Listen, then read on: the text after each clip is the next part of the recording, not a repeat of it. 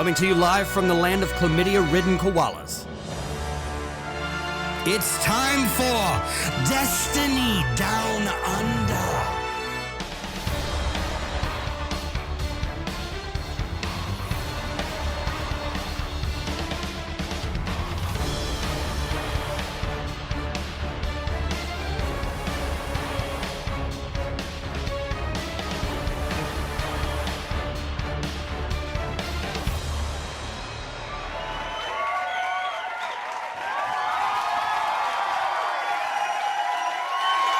Welcome to the 230th episode.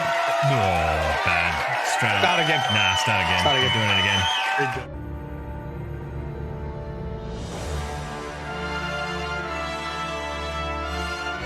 Coming to you live from the land of chlamydia-ridden koalas. It's time for Destiny Down Under.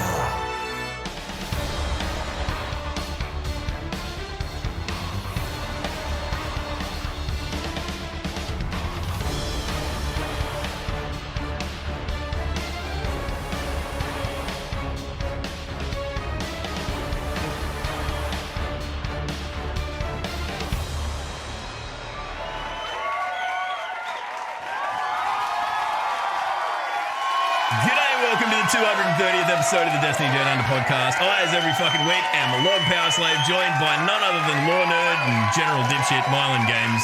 G'day and welcome. How you going, Hobber? Not too bad on the second time round, eh? That was pretty good. You recovered. Yeah. Well, my work here is done. There we go. I'm gonna need you to refer to me by my correct title, which is either Mylan Carries Games, Mylan MLG Games, or Mylan Trials King Games. Anything else is unacceptable. Okay. Okay, Sweat Lord. Because we went flawless this weekend. I know, right? Yeah, like an hour ago. Yeah. Me? What? Yeah, I think like probably the third person that you just mentioned that had more sway over the result than maybe you or I did, because Watts is pretty scary when she gets going. But more importantly, we had fun. Like, what world are we living in when you just pick up a team of mates that, me and you hardly ever play together, especially not PvP. Ever. And, Watts jumps in, sweet, no worries. And, we dropped one game and went flawless. So there you go. Flawless double podcast, Mylan Games broadcast to you. And then we lost every game after the flawless. Yeah, so maybe we found out the hard way about how the skill-based matchmaking in Trials works or whatever, but I don't know. But look. I mean, we've had people come in, and there's always going to be a mixed bag, but I've definitely had more people come in and say that they've had their first flawless win, and I don't think Trials is going to be for everyone, but it is a different feeling at the moment. It just felt like comp. Sometimes it felt more casual than comp, to be honest. Yeah, I mean, like a game mode like this always lives and dies by player population. Like the best week of Trials that we saw before we got to this current system, right, was the Igneous Hammer week, where everyone was playing because they all wanted the gun. It was at 3 wins, and everyone's like, "Well, I can get in and do that." So having the incentive to for everyone to be able to just kind of play and chip away at a card until they get to the end of it, it's massive. Like, just for keeping people in the playlist. It's not, there's no incentive for jumping in for 3 games. That and building a card like after you've completed the 7 games, big deal. I don't know. It feels weird to say it, but like if it continues this way, it'll actually be it'll probably overtake comp, and then they're going to need to seriously think about what they do with comp. I think so. Yeah, it's sort of like why would you play comp at the moment? Practice between Trials, maybe. That's about it. Yeah, I mean, the other end of the week. What do you do on a Wednesday night if you really want to play PvP and it isn't Control? But I don't know. Look, we'll circle back to it. I got sweaty. I made a PvP loadout. I mean, that's not being sweaty. That's playing Destiny. That's, I mean, that's putting your best foot forward, Matt. I mean, that's good. That's wholesome. That's what you need to be doing. Okay, copy. All right.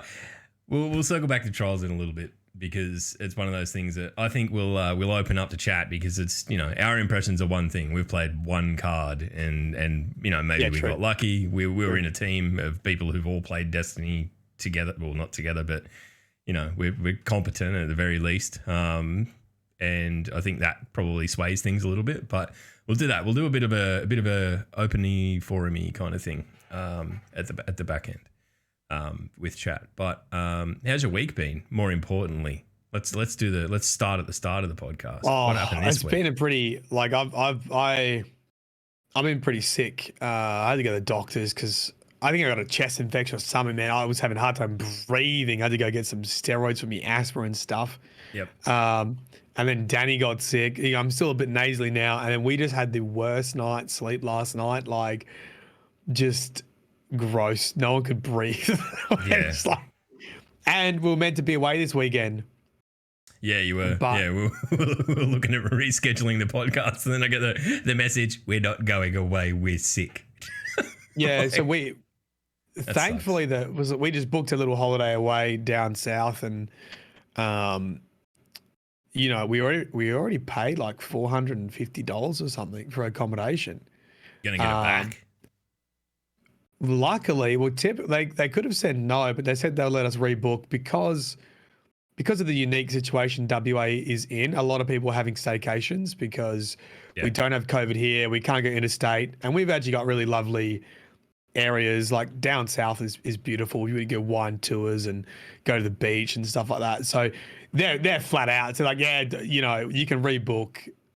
No drama. You know. Yeah. So I had to rebook, but I was meant to go away with all my my friends from uni. We don't really get to catch up very often. Everyone's got kids and family. It was about, I don't know, 20 of us going. Jesus. Yeah. Okay, that's a fair undertaking. The sheer logistics involved, the scheduling.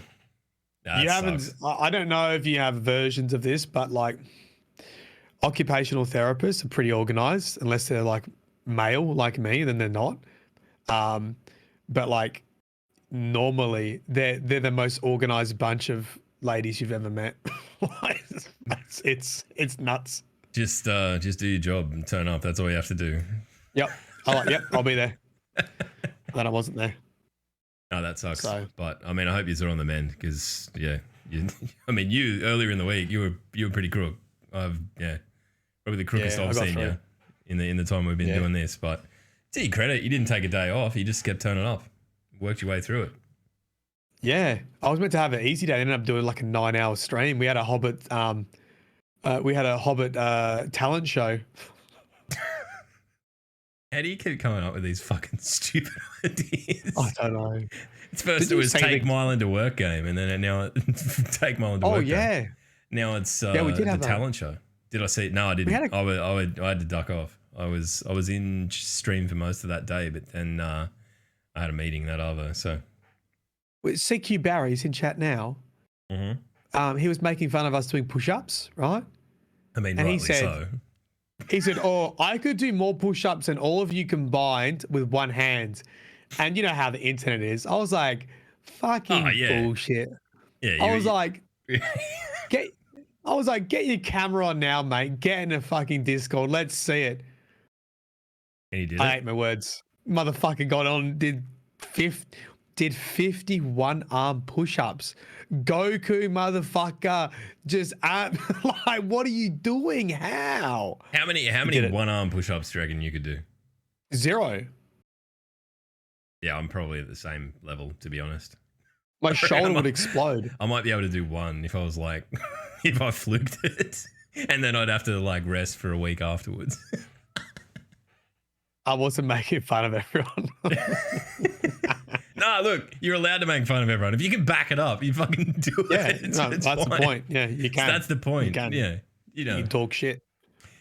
You just get, that's it. All right, that was my week. That was your week. Not much happened my week. I'm trying to think. It's been pretty quiet. I've been just been putting along, mainly working from home and doing all that stuff. And I'd been really looking forward to trials this weekend. It's coming back and getting stuck into that because it's sort of, it had been probably the bulk of my play, as much as I'm not great.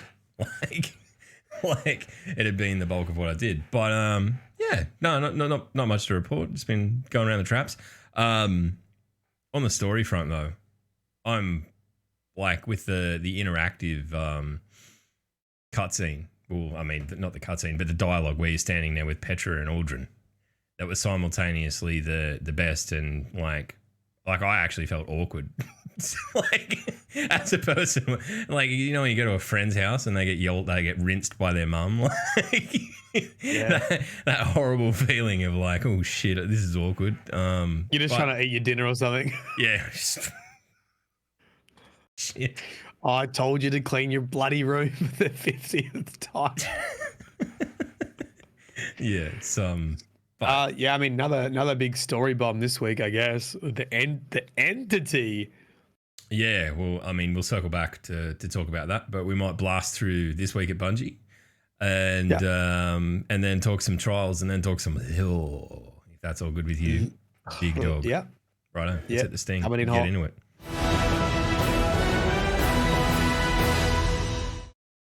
Right. So the obvious thing is trials. Okay, that's there. This week at Bungie, we revamped Trials of Osiris. We're going to talk extensively about that. But probably the most important thing on the Destiny calendar this week is the fact that we've been playing Destiny for 7 fucking years at this point. It's kind of one of those things whenever it rocks around, the sort of yearly anniversary, I go like, shit, man, that's like, it's working its way up there into a considerable percentage of my life that I've been playing this game and doing this stuff and like having it be the mainstay of hobbies and shit like that. So there is an absolute plethora of art. There's a little article about it and all sorts of concept art and stuff. So jump in and have a look at that. But dude, 7 years ago, do you believe that you'd be here now doing this crap? Like, was it even on the radar? Mate, I always tell these stories. I distinctly remember the troubles of making content and how many times I wanted to give up. How many conversations with Danny going, I'm wasting my time. This is not going anywhere. I've given it 6 months and I remember my first thing that took off was a Reddit post on Christmas Eve. It was a Christmas miracle. There you go. What was it about? And do you remember? I'm pretty sure it was Oryx. It was about who Oryx is.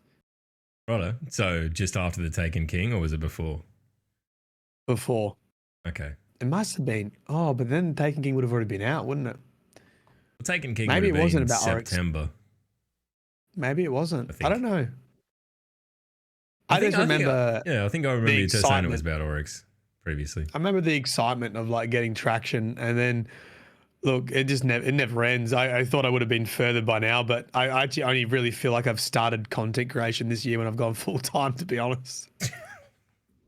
I don't know. I think you're going That's from the sad strength. part. I think you're going from strength to strength on that front. But I don't know. I mean, I look back at it and I'm like, I started the clan before the game came out because I was pretty into that sort of thing, and I guess I still am, like the social aspect of it. And I genuinely never intended on hosting a podcast or doing most of the shit that I've ended up doing. So I guess that speaks to the level of like, I don't know, just how drawn in I've been by it and the game and its community and all that sort of stuff. But it's I don't know, it's kind of sobering to think back on that. It's such a massive thing in the context of most of our lives now that it's I don't know, it's poignant. It's nice. It's nice to hear people talking about it that were there at the coalface when it happened, and obviously having no idea where it was headed as well. So very nice. It's interesting, like so many people look back on Destiny and like who maybe played it at the first, like maybe D1, and on the surface level it might still look like the same game, but it just isn't anymore. And it's it makes you a little bit sad as at the same time, like how it is hard to get people back into Destiny who have been burned by it, and it really is. Yeah. Improving and it's changed so much things, and it's hard to get people to understand like even me, like I reckon I've only really started to understand weapon rolls and armor this year. Do you know what I mean? It's one of those games though that like I think when you look at it from the outside, like it's kind of, you know, you can dive in as deep as you want. Like you can just turn up and run around and not be worried about any of that shit, and you know, use your supers and, you know, get your abilities and use whatever guns you pick up, like anyone does when they're working through the story. I think in that context, it's kind of like as we sit there at the end of the end game, like all of the time, we haven't really worked through that experience of picking up Destiny again ever. But I don't know. I mean, I feel like now, if ever there was a boom time, now is it. And it's kind of weird that it's, you know, it's taken us 7 years to get to this point where Destiny's turned into a weekly TV show that everyone wants to watch, and, you know, Trials has just been revamped into something that at least seems to be like moving forward and promoting a healthy playlist. It's different, man. Like it is a completely different game in some respects. Like when you consider that, you remember Fist of Havoc, it just used to be a one shot. Like I have to remind myself of that. You got one fucking slam. You got one Nova Bomb. You know, like even the supers have changed massively. It's just wait until we get the Void rework. I feel like it's going to be that level of change. Hey, like I feel like it's going to happen again, where it's, you know, like that was an iteration on the game. It was moving from Destiny 1 to Destiny 2 and all supers changed. I feel like we're in for that again, but in the same game, in the same engine. I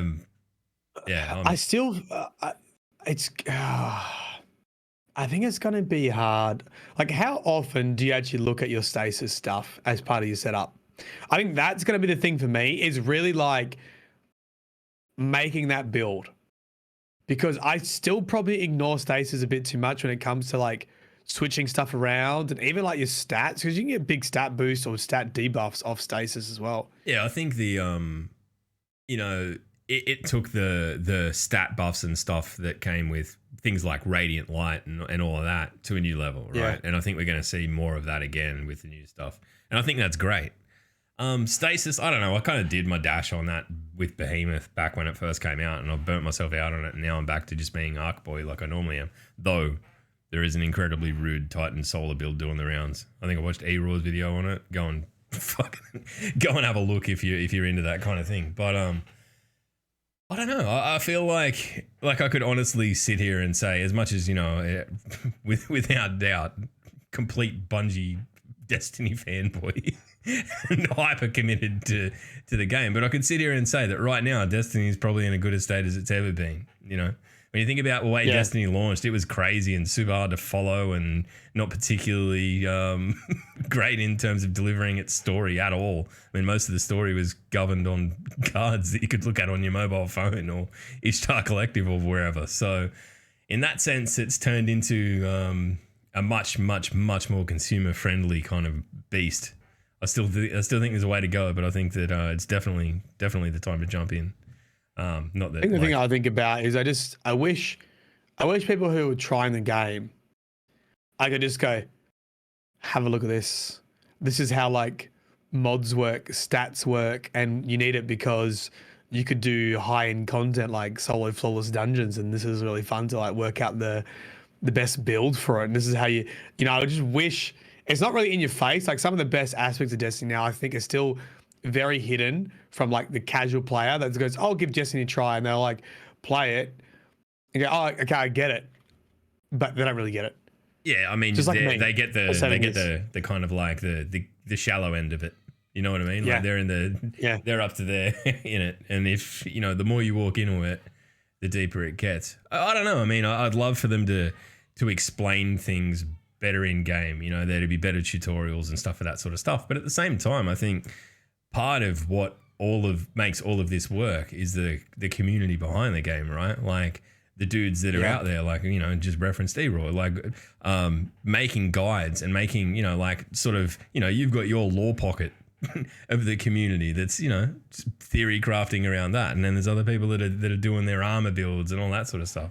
I think that in and of itself is like a reason for people to, for them to not overly develop the tutorials and stuff in game. So I don't know. I think it's great. I think we're in a great spot, and I'm happy. I hope that conveys. I'm sure it does. Yeah, we're just sort of fanboying out a bit now, aren't we? Yeah. Let's complain. Let's complain a bit. Punishing shills. I don't know. What is there to complain about? I'm kind of Shadow Dive. Oh. Yeah, you're gonna see a whole heap of that. You play Trials, kids. let's fucking isn't it? go. All right, like what we might do, we might look. There's not a whole heap in the TWAB. There's a cool update and whatever, and talking about the Trials Linear Fusion and that sort of stuff. You can go through the patch notes on the way rounds work now and all of that. But I mean, for us, I think it's about the vibe of it, and we'll talk about that now. Also, just one thing, the Battle Eye soft launch at the start of it, at the start of the season, they announced that they were doing the soft launch of Battle Eye anti-cheat. Throughout the soft launch, we've been iterating and improving on our ability to detect various cheats that have negative impacts to competitive experiences within the Crucible, as well as blah, blah, blah, blah, blah. So basically it's saying if you cheat, you're going to get banned. Get wrecked. I'm fine with it. Right. What I'm going to do, I'm going to open chat up, right? And Matt and I will sit here and talk about our experience. But if you want to like write us a little paragraph, if you've jumped into Trials, we'll try and read it out. We'll try and like jump in and dissect the vibe of your experience as well. Because I think that's equally, if not more important than ours. Because ours is probably atypical and we'll get slapped every time we try and do it ever again. Yeah, you watch. We'll never have. That was the first time ever. That was it. That was the golden run. That was it. All right, there you go. You're YouTube famous now, chat. But you know, so I hadn't even planned on playing this morning. I kind of came home and you know we'd been out running around this morning getting some things done, and I sat down and I thought I'd really dearly love to be able to play some Trials before we go live with the podcast, so I can give a take rather than wait a week and be talking about my impressions of something that's already live next weekend. So I jumped into Maddie's stream. Maddie's like, yeah, I'll play. I'll hit up Watts. No worries. And then 15 minutes later, we're all playing together. You know, there was no plan or anything like that. So in my opinion, that's a positive thing. You don't need to be worrying about too much about who you're jumping in with and all that sort of stuff. But I mean, I think that we managed to get through the entire card. Okay, we managed to we went and I had no expectations, mind you. I was thinking, well, we'll play 3 games and I'll see what it's like, and that's the end of it. But it snowballed into basically running through the entire card with the Matt's stream gambling on it and losing all their money. I don't know. I mean, I felt like most of the games were. At least in that first 7 games, we were more or less competent to win. And even the round that we lost, we kind of just. I mean, I didn't play great at all through any of it, and I think we did fine. So I don't know. I think that's encouraging, right? We were super casual about it. Yeah. It wasn't like it just felt like the teams we versed were the same as us. They just were giving it a crack. There was maybe the one team we lost to was like a triple stack, and you know, Shadow Dive Hunters, big brain call outs, like you know they were very coordinated, moving together as a team and all of that. Yeah, and like what we played that one game is what Trials normally is the entire time. Yeah, and we had it like once. And then the 3 games we lost after Flawless, they still weren't as sweaty as normal Trials. They were better than us, but it didn't feel like impossible. Yeah, and I think like none of us went into it with the mindset of like we're here to like be big time gamers. We were mainly just mucking around and making joke call outs and shit. So I think that's the measure of it. Like the one thing that we did see quite a bit, and the games that we really found probably easier than facing the coordinated teams, was that, you know, composite teams of maybe 2 players together and 1 single or 3 singles. Of all the things that I've seen, that's probably the one thing that I do disagree with. I think that being put into as a single against a match made, like a team that has put themselves together and is on comms and all of that, is always going to be incredibly difficult. Have you had any experience like with actual game chat, like the voice comms in game? I might turn it on. I might turn it on and go into solo. Because, I mean, that would be, I think it'd be an experience. I don't know how many other people, like, I believe it's opt-in, so, like, it's not on by default. It would be terrible if it was on by default, because there would be people just berating people over the internet over nothing. But I feel like, you know, at least if you do that, there's a chance you can jump in and sort of play together. But I don't know. I feel like single players really should be, you know, in their own category, much like what we see with comp. What do you reckon? I wonder though, do you think it would have been way more sweatier if we didn't have singles in the same queue as us? Like, did we only have fun because we were in a 3 stack and there were single players with us? Yeah, maybe. I mean, there's almost certainly an element of that. That's part of it. I mean, you take team coordination out of 3-player elimination mode, and it's a fucking big deal. So part of it is, you know, jumping in, putting together a team ahead of time and jumping in and doing that is going to work in your favor, of course. But I also think that, like, the way that the system is now, that you can, you know, sit in there and grind out your wins and you know, get to that 7th win, whether you know, it takes you 100 losses to get there, though I can't imagine that you'd feel great about that. I think that's, you know, like, if you're a solo player and maybe your mates aren't on yet and you just want to play, you go in and do that. And you'd have to go in without the expectation of, like, I'm going flawless. If someone's jumping in, solo queuing and getting to flawless, like, that's great. I want to hear those stories, but at the same time, I feel like that's a very atypical kind of experience. I mean, but it's also like, I feel like that could be, for the real sweaty people, that could be like a nice challenge.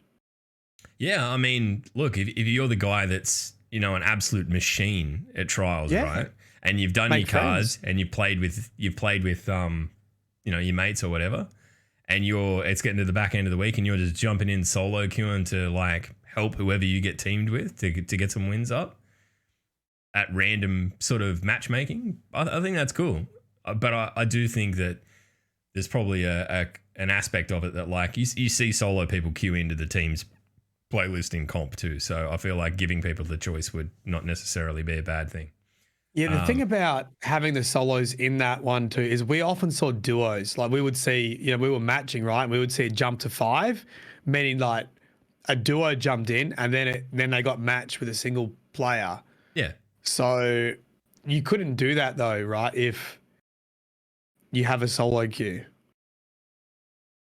Yeah, no, I mean, it'd be singles, but you'd still get it. You still get it in comp, but I feel like, I don't know. I mean, they've obviously had, you know, they've got the technology there to do it, and have chosen not to at this point, at least. So I dare say that there probably is something going on there with, like, it might dilute the player pool too much, or they want people to experience it like this first, and hopefully have people who haven't played trials before or have been bitten by the experience come back to try it out and have a good experience. Because I feel like this is one of those situations where it's a real second chance at a first impression kind of thing. Like, it's refreshed enough that it's almost a different beast. Yeah. I don't know. Yeah. I don't know. Sorry. I want to go away. I want to go away and try. I want to do some solo this afternoon, maybe. Yep. I want to see what it's like. I want to see what it feels like to have zero expectation of winning, but just increase my rank, get some engrams, because that's what we also played around with is just what you can do now. So, and how it sort of works, which I probably get this wrong, but so you get trials rank for just participating, right? But you get more if you win. Individual round wins as well, rather than actual match wins. round wins. Yeah. And then when you rank up, you get an engram, and you can, if you have 7 wins on your card, doesn't matter if it's flawless or not, you can use that card for an adept weapon. I think you need to unlock the adept weapon first. I think you have to unlock it first. I think our experience of that system is a little skewed because we went and we got the adept from because the only adept weapon in that list for me was Shaura's. So I suspect that you would need to be you'd be able to go and like re-roll any of the other guns, like the vanilla guns. And if you've been flawless, then maybe you can re-roll the adept. But right. So So what happened is we went flawless. We got adept Shaura, and then at save 14, we could re-roll adept Shaura by trading in our card. Yeah. And using an engram, and there was some glimmer and legendary shards too. Yeah. So to go flawless, you get 2 bites at the cherry. I don't know. I mean, I think that like, I don't think that's a bad way of doing it. I would like that, like maybe you could get the adept by completing the entire card. I'm not sure if that's the way the system works because obviously I haven't experienced it yet. If you've managed to get to 7 wins, let us know. Let us know if it's there in the pool. Maybe it's just like a 1 week thing where you've got to do it that particular week, and the only one that was in there was Shaura's, or we only had the option because we'd earned it. Yeah, I wonder if we only had the option because we went flawless, or if it was always there. Have we said that we went flawless enough yet in this podcast? Did you guys know we went flawless? I don't know. What wankers? Why was anyone? And then you have to unlock the other stuff, so you can re-roll the normal trials gear as long as you've had it drop. So I got a bunch of engrams. I went to Rahul. I got the sword. I got the bloody sniper rifle, and I also got the new linear.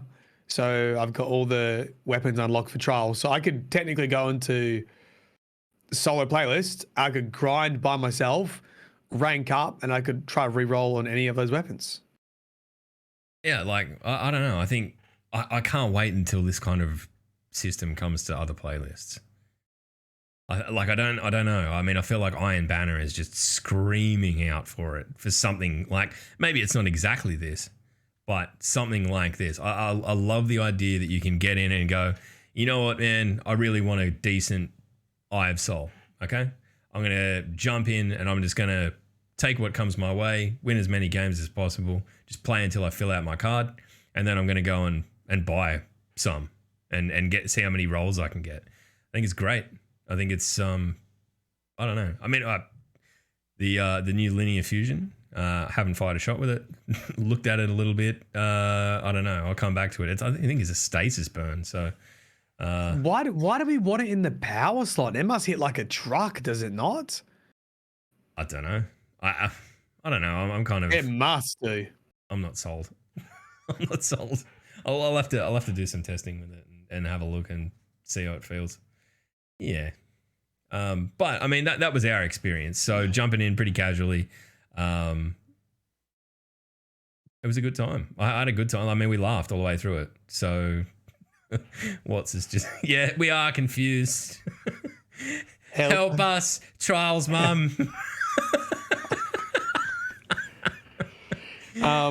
It was a lot of, dude, you know what? I can't wait to put the trials gear on. I actually might transmog something because it looks cool. Yeah, it does. I can confuse everyone and think that I'm a trials god, but I'm not really. I've done it once. But that's the thing. Like sure, there are still trials gods. Okay. You know, people are always going to be great at the game, but this stuff is now accessible, you know, and you can get as many bites at the charity as you want, and it's great. And like all of the guns are pretty good in terms of like, I want them to re-add the summoner to that fucking loot pool. Like, holy shit, man. They should. I don't understand why they're not all in there. Your summoner's nasty. Yeah, it's gross. And I want to get one with Rampage for PvE, but fancy that. Log talking about PvE. What's going on here? Just casting back though through the general impressions of everyone. Monkey King, I'll read this one out. He says, I've played a few games tonight for the first time ever, lost most, had one shutout, a few 4 to 5 matches, and have been enjoying it from a casual, mostly PvE player. Haven't been tilted. Had a couple of hero plays where I wiped out the other team. See? Like, and that's the thing. Like, you take that experience and you go, okay, well, you know, I didn't win all that much. And then you find another person who's in the same boat, and then you start making a team. And that's basically how you end up being bit on the ass, like me, Nick and Adrian, who will end up doing this every weekend for forever, because, you know, that's just what we do now. It's you know, I think in that context, like if you can go in and not expect to win and know that you're still going to get something, it's a huge carrot and an incentive to get in and just keep trying, keep going. All right. Josh Martin, as a solo player, the experience was great for the first 5 matches. The last 2 matches I queued in with 3 stacks and got swamped. There should be a freelance option. Yeah, so as Nick said earlier, there is going to be a 1-week trial of one at the back end of the season. I'd forgotten that. I did know that, but I'd forgotten it because my brain is bad. But that's, I guess we'll get to see what that system looks like then. Faustus Bob, I played Trials for the first time ever this morning. I've spanked and I've been spanked. Most of the time it was fun. I don't know, man. The general sentiment is that, like, people are jumping in. You can't argue with a spanking. Yeah, I mean, like, it's... sometimes you're the spankee, sometimes you're the spanker. Like, I don't know. I mean, I think that, like, the more good players start jumping in and you know, solo queuing, the more of this we're going to see. You know, like, there's going to be people who, I've never played Trials before, jump in and get teamed with a solo queuing god and get some wins and progress. And I think that's fucking great. I don't know. I'm just a spitball here. Yeah. Do you think that, like, this would be helped by, like, having people, like, have the option to stay together for a card, right? Like, if you're in a game and you were matched, yes. Say there's 3 individual players are put together for a game and it's gone well. Yes. Maybe at the end it's, you know, push fucking enter to stay with this team for the next game. Yeah. I agree. That would be massive. Yeah. You know, and look, our form for predictions this week, I had no idea about any of this, but I've seen some tweets. I'm sorry, I've forgotten the dude's name who tweeted him to me. But apparently we predicted Cabal Doggos, but we also said a lossless Trials card, like a one where you can just keep going. About 3 weeks after Trials came back, we were talking about that, and now it's. I mean, it isn't what we've got now, but it's very similar. So there you go. You know how to stay together. There you go. Bungie. You know how in Game of Thrones, like Hodor time travels, but he's hella dumb? Yeah. That's you. Yeah, I'm holding the door. Like if we take every second word that comes out of your mouth, you're probably telling a prophecy. No, I mean, the reality is I'm just a fucking chimpanzee on a typewriter occasionally typing Shakespeare. That's it. Yeah. Like, it's just I spin foil and talk so much shit that eventually some of it's going to turn out to be true.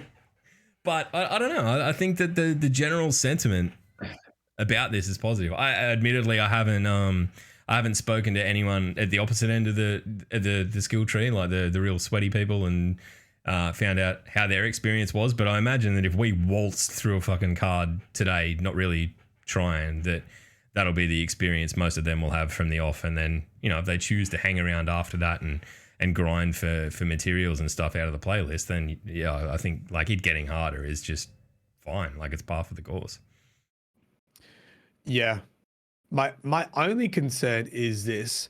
When I'm interested to see what happens when they trial the solo playlist, and if you squad up, if it makes it feel like OG Trials, and then you have to go solo to like have a relaxing time. That's what I'm waiting to see. My experience is that those solo playlists are always super fucking sweaty. Or it could be that way too. Yeah, I don't know. Like that's yeah. I mean, maybe Trials is different, but when jumping in the Iron Banner one, it is rank. It was gross. I don't know what that owes to or what. Comp was a little bit better, but Comp's way more fun with with mates, so I don't really play the freelance comp either. So yeah. So guys, look, too cold. Is it 4 wins right now? Good luck. May the odds be ever in your favor.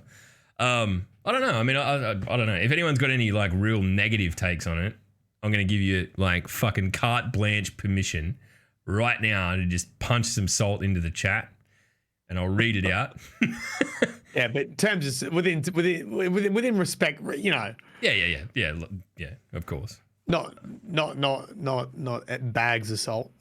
No, Yeah, I could do better job. I could game develop on my spare time. Yeah, Kazamazo. I've stayed on my 7-card win all day and I've had a blast. It's incredibly rewarding. That has high chances for adept weapons, shards, engrams. There you go. And like that's the thing. We haven't talked about that. The subsequent drops of adept weapons. It's a massive incentive not to reset. Hold on. Hey, Kaza. Did you get other adept weapons drop? And did they then appear in Saint 14's loot table to re-roll? Ooh. Were they only Shauras that dropped? Or were they other random? It's not the best podcast format to ask Twitch chat only questions. Shauras. I was just like, can you hear cousin just frantically fuck? Some say if you listen. All right, so basically you're grinding on for so there will be big weeks and this week's Shaura. Right. Yeah, I mean you want a good Shauras. It's fucking. What's the law on that? I don't know. It's a good question, Matt. What is the law on that? Did we see? I'm Hang on. you. All right, look. We'll jump into the story advancements in a sec, but I don't know. I mean, I'm happy to say that week 1 of trials has been a pretty good experience, and we'll revisit this in a few weeks, I think, because I think the longer it goes on, we're going to see people that we're just jumping in to check it out, probably fade off a little bit.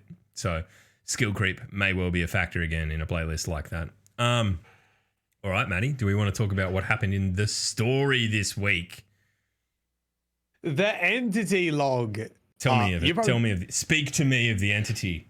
Have you watched my video or nah? No, I haven't. I've been busy.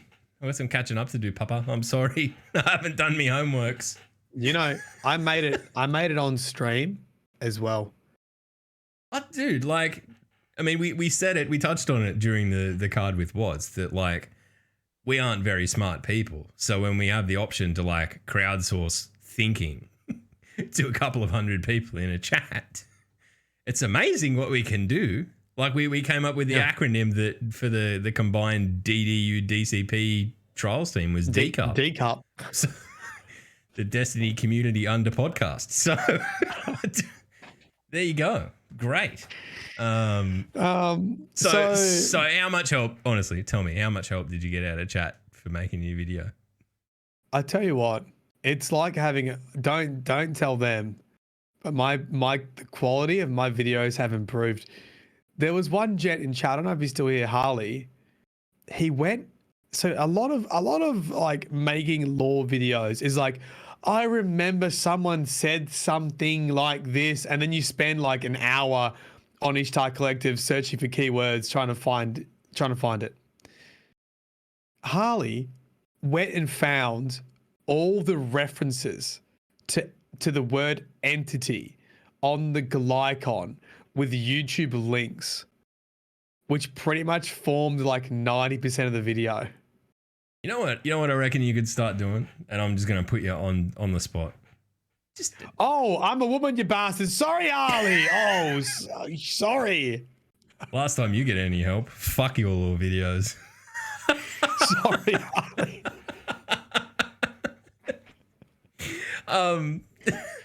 I reckon that's, but it's a wholesome in a way because it gives people the opportunity to contribute to something that they care about, right? Like I think that's a cool thing.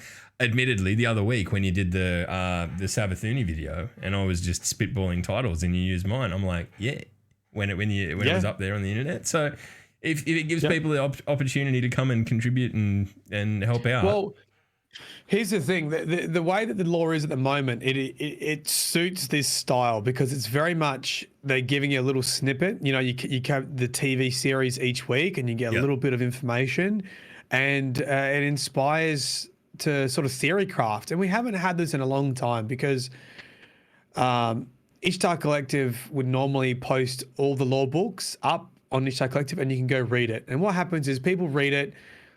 They don't tell you that they're spoiling stuff. They'll pretend like they haven't read it, and they'll be like, Yeah. Oh, I think do this you know is what's going to happen. Dead? Or, yeah, something like that. And then before you know it, it gets spread throughout the universe, throughout the community, and everyone's saying the same thing.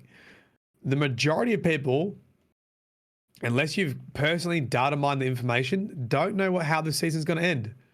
And so it's exciting to talk about it. And that's what we've been doing on stream, really. And this week we had the entity, which at first glance you think, oh, that really hasn't been mentioned much. But when you go back and look at it, Bungie's been leaving this breadcrumb trail about the entities probably since Shadowkeep. It is the voice in the darkness. It is some sort of thing communicating with us. It is the thing that Callus tried to make contact with aboard the Glycon. Yep. It's where Callus probably went. Is that what like presented itself to us as sort of our reflection? It could be. Yes, it could be that. Our salvation, yeah. So Marasov says that the entity controls the pyramid ships and the worm gods, and it is evil. And she says, like, not that it's just the opposite of the light, that it's the evil. Like, that's a no. She says it's not evil because it's darkness. Okay. It's evil because it's cruel. Oh boy. Oh boy. So the entity is, and we don't know how the hierarchy works, and this is what I was going to draw. Do you know what? I could almost draw on stream too. I could draw right now if I wanted to. Draw?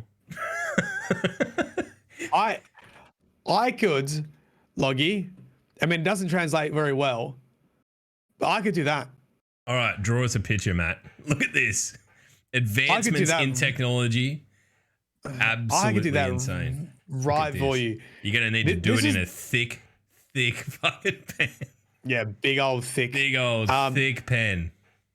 This is what we don't know. Let's just say there's darkness on this side, okay? Dark, and there's light on this side, okay? Like the cosmic force. You know, the cosmic forces. And then underneath, this is what I did in the video. Underneath we have the pyramid ships, okay? And we probably have I put them on the same level. I put the worm gods there too. Like these are like they're like sub darkness. Like that's where they draw their power from, but they're not inherently that. Right. Yeah. So this is, I would say, this is like a potato. No, that's a traveler, mate. Oh, I mean, you know, there's a circle function in paint, right? Like, no, there's not. So there's the light, the traveler. The travelers. Shush! I'm giving a seminar. Yeah. The travelers underneath the lights and the darkness. You got pyramid ships, you got worm gods, and then the worm gods made a pact with the hive. So we'll put the hive down here too, right? Okay, and we know from a previous lore that we had the winnower and we had the gardener, which are almost like personified versions of the light and the dark. Okay. So the winnower and the gardener lived in balance, right? Yep. The gardener would create and the winnower would destroy. One would build the crops and one would reap the crops, and they lived in balance. And according to the darkness, the gardener, the light broke the balance, which actually sort of created the universe. It's very sort of biblical. Created life itself, right? Okay. So now we're told that there is something called the entity, okay? And it controls the pyramid ships and the worm gods. Right, so is it the same as the winnower? Which it could be. I think it could be. It could be the winnower. Or is it something else? Remember last week we had the Watcher mentioned. Sabathine mentioned the Watcher, which we don't know. And we also had Skira mentioned by the Fallen. So could they all just be kind of cultural takes on the same thing? Like when you watch The Walking Dead and every group of people calls them the zombies something different, but they're, they're walkers or shamblers or true. Like maybe it's all the same thing, but from different cultures and perspectives. I don't know, but then again, like when you look at the balance of light and dark, does it make sense for the winnower to then have that cruel personality trait that is clearly mentioned? Like maybe it's that because the opposite side was ultimately what broke the balance and created the universe. Yeah. The darkness side has become, malevolent rather than just kind of the other side of the coin. I don't know. We're getting into like very big, fucking. So this is what the video thoughts. is about.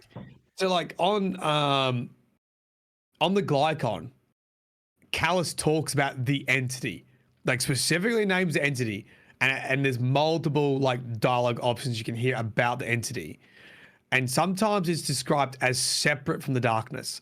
It is something speaking through the darkness. But it definitely seems like it's an entity. It's different from it. The other thing is it also spoke with us. So, when you go aboard the Glycon, you hear voices of like dead people like Sagiro and Gol and all that kind of stuff. Yeah. That's the entity speaking to us. Yeah, okay. Because there's a scannable, and in the scannable, it says that Callus's scribes heard the dead talk to them. And then it says it was the voice in the darkness. Exactly the same sentence that Marasov says is the entity, the voice in the darkness.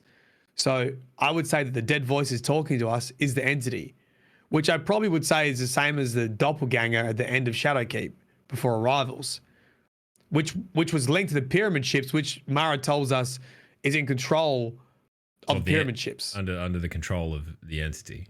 So largely It is like manifesting itself that way just to communicate with us, perhaps in a way that we don't instantly perceive as evil or whatever, right? Yeah. Ooh. It's cool.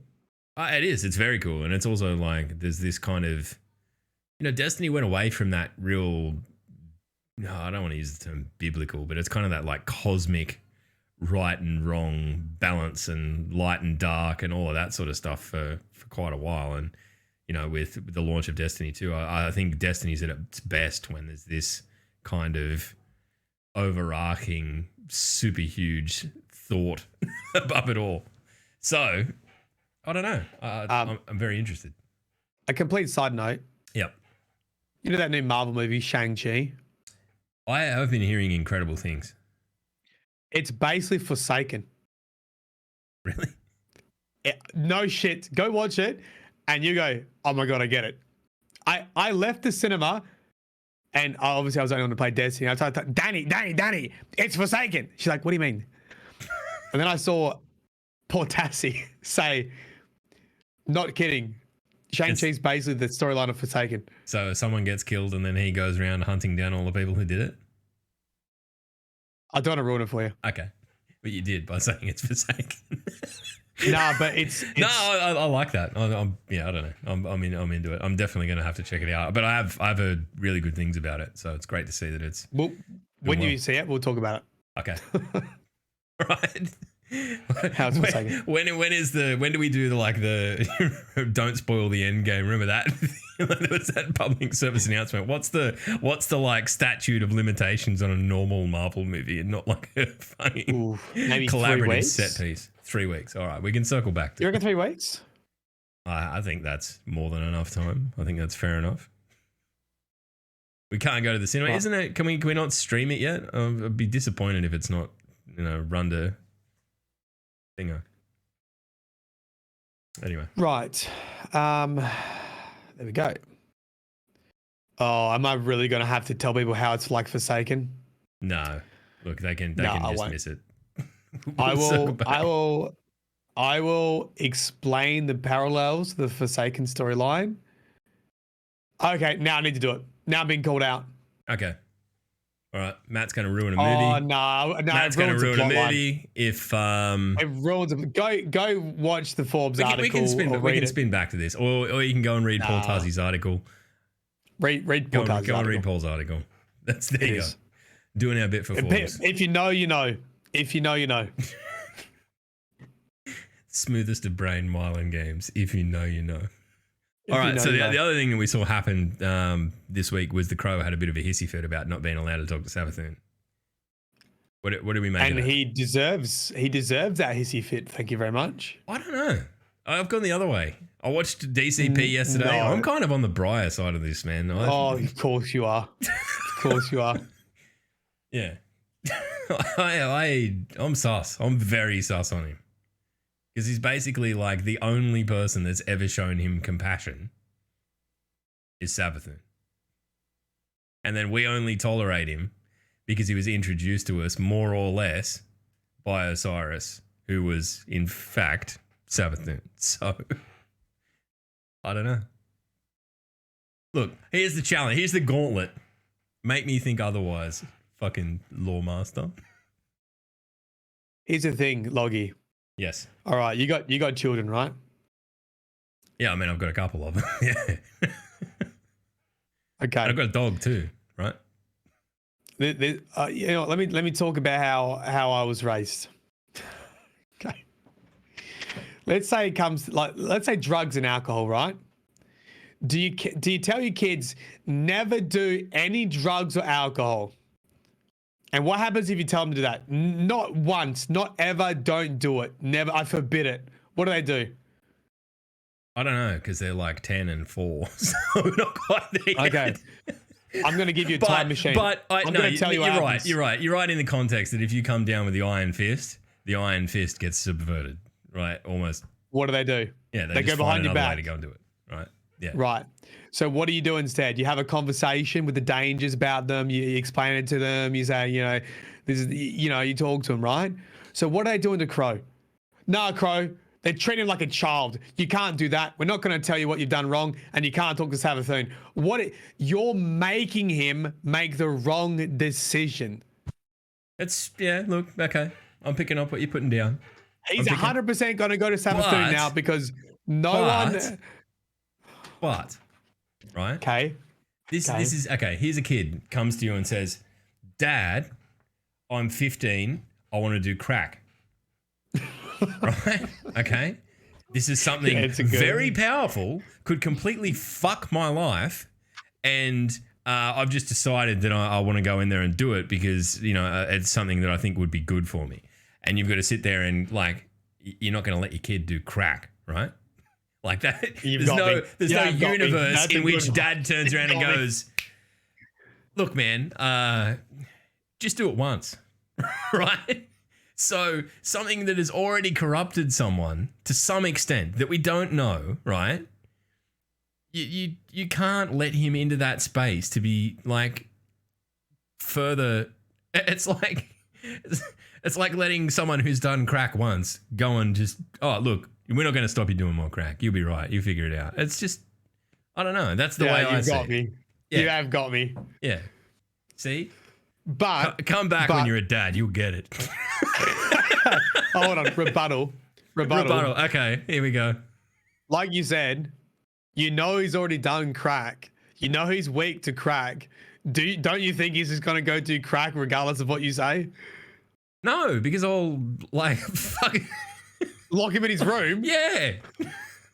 Like there's no universe in which a parent doesn't do everything they can to stop their kid doing crack. What the fuck has this podcast become? We're going to get demonetized certainly for this. Anyway. Yeah, we're not making any money on this bad boy. I'm not going to make $3 on this fucker. Anyway. Okay. But that's kind of the way I see it. That's kind of the way I see it. Like he's already, he's whistling Savathun's song, as he stands awkwardly in his fucking basement. Yeah, Shax is big and he's got a horn. He's fine. He's just he's standing too close to an Ahamkara. That's fine, right? This is fine. He's a big punchy titan. He'll handle it. I don't know. I think that this is telegraphing that Aldrin is probably going to become like an intermediary character. I don't think that he's always going to be. I think he might end up being a little bit like what Osiris was, right? Like where he has his own like motives the Drifter to an extent, where he realizes that this whole overarching system of everything being about the traveler and all this sort of stuff, and we're the people of the city. He's very much realized that he's not one of us, so he's going to go out and sort of, this is him really starting to go, you know what, fuck you idiots, like I'm going to forge my own path, and I'm kind of done with being apologizing for whose face I wear ultimately. Like, so in that context, you put someone that's out there on their own and like the greatest trickster, fucking deceiver, manipulator of people of all time, like the gaslighting witch queen that she's more or less turned out to be. It feels to me like, throwing a sheep in a pen of wolves. Can you imagine if they make him bad again? Be fine with it. I thought that like Aldrin was kind of like a really compelling villain in a way. Like part of me wishes that like that he'd just done what he did with Cade, like as a like this is my choice. This is what I think is going to happen, right? This is what I think needs to happen. This is a deal that I've struck or whatever, rather than the like, oh, he was hoodwinked into it by a giant space dragon. Like I feel like having the Crow choose to be something more like Aldrin would be quite powerful. That like maybe like there is just nature in Guardians after all. That perhaps I was speaking about this DCP. I was like, because we're getting the side quest for the exotic, and it's telling the history of Aldrin and Marasov. I wonder if Aldrin, a Crow, is always destined to fail.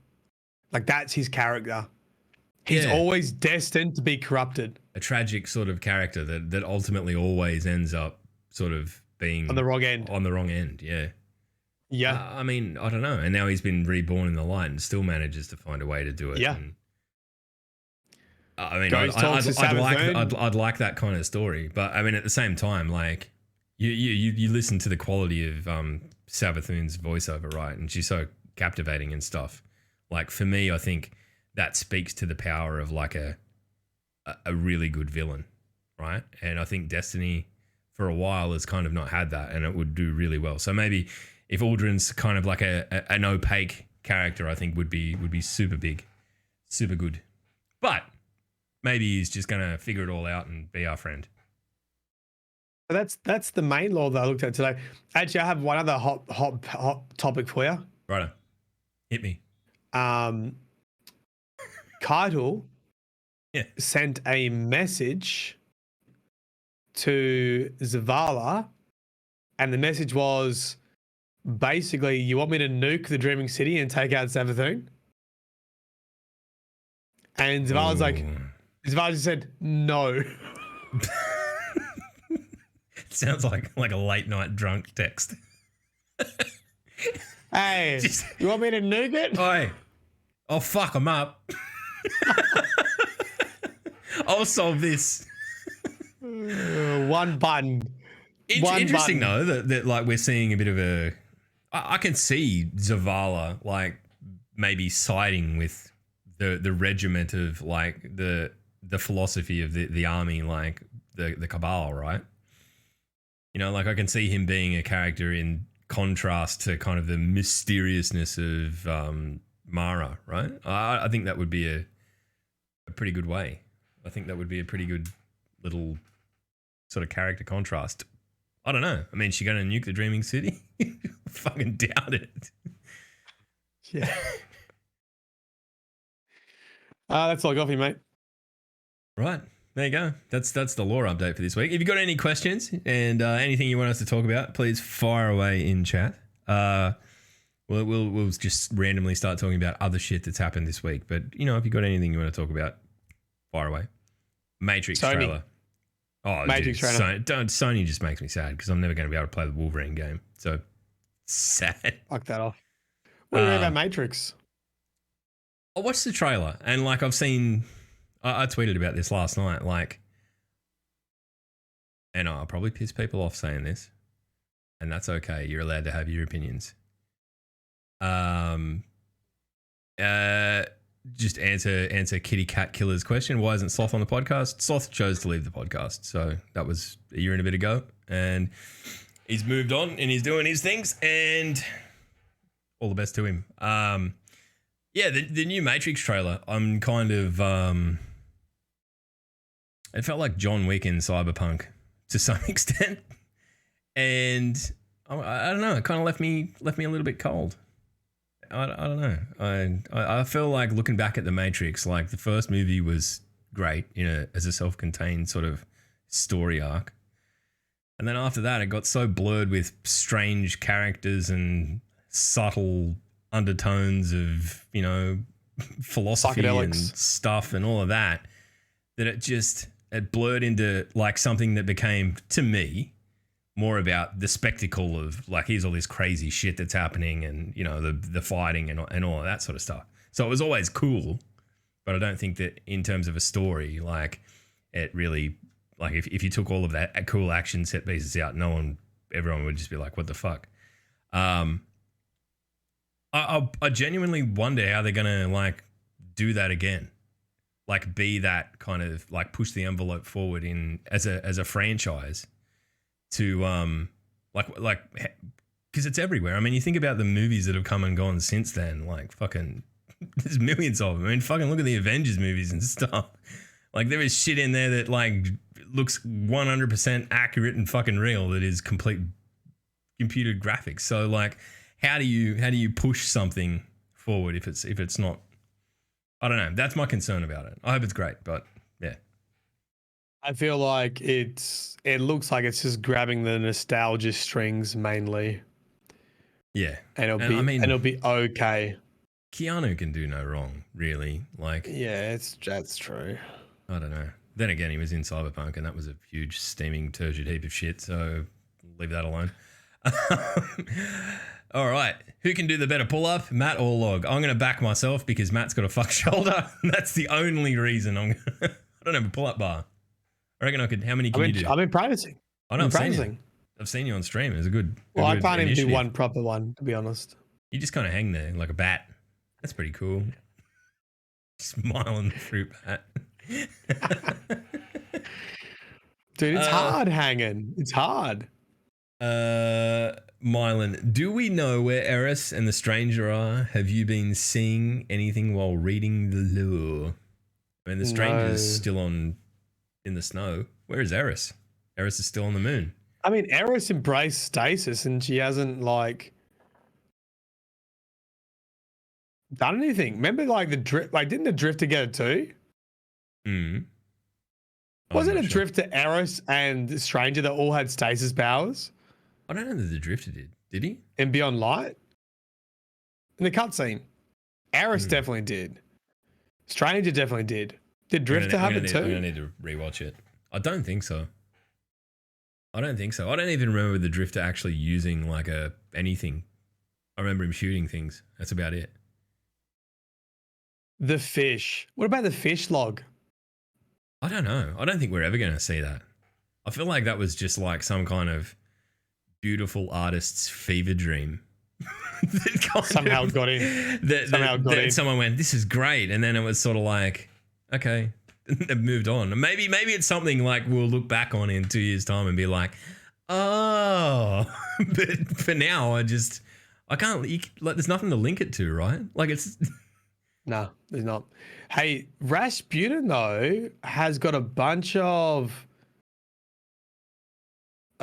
stuff this season, just flavor text, I think. There's a Rasputin Sparrow. Right. Is there, and it just like, basically says... Is it pertinent to the story, or is it pertinent to like where he's at, or... Because he's still what? He's still stuck in a fucking engram, isn't he? Yeah. Well, let me see if I can find it. I wonder if it's here. Bring him to the Cryptarch? Like, what's going on? Look at me. I'm the most powerful mind in the cosmos, and I'm trapped in a fucking engram. Here's the thing. Rasputin and Siva are too powerful to exist in the universe. That's the issue with them. Disagree. Go on. Like, in terms of the shit that could be built instantly and all that sort of stuff, they'd probably need to work out a way to like, oh, well, okay, it's limited in its capacity. But I've always wanted there to be a Siva subclass, and I would love to see Rasputin return and enable that. Like, I think that would be the use of Siva I would love to see implicated in the story, used in the story. I don't think it'll happen, mind you, but it'd be a complete sort of technology-based subclass rather than the light or the dark. Be interesting. Not bad. Not bad. Archangel's Alacrity. This is the Warmind. This is a Rasputin-inspired sparrow that's exotic that came out this season. Okay. And the flavor text reads, "Time will tell what role the Warmind plays in the coming war. I've had a hard time believing its story has ended. Akora Rai." Right. That put an end to that. Archangel's Might is a ghost shell. Mm-hmm. Let's see. I've seen lots of things call themselves gods in this universe. They all fall one way or another. The Drifter, that didn't give us anything. But the Angel Ghost Shell, Archangel Shell, for ghosts who watch over humanity. No deal. What about the set? Oh, this is the set that you got, right? What set? The armor set? Or the purchase bundle? No, you can buy a set on Eververse. That's basically Rasputin Ship, Rasputin Sparrow, and Rasputin Ghost Shell. I don't know. I feel like Rasputin is a long arc if he's ever coming back at all. It feels like they brought him in, he served a purpose, and then was kind of written out aggressively and hard, because you're probably right in that he was so powerful that it was like, well, if Rasputin's here, why are we listening to the fucking... It removes the kind of the decision-making and discovery of embracing the dark and all that sort of stuff. Because then you got the thing. This brilliant mind to just go, don't do that. That's a dumb idea. And you go, oh, okay. If you have Sabathun, if you have Rasputin on board, right, and he's working with you, and you have Siva, you literally could build an entire new world. That's the whole point. Like, Siva is like nanotechnology that breaks down matter into reprogrammable matter, like glimmer. How when you break shit down, it makes glimmer, and you can use glimmer to make other shit.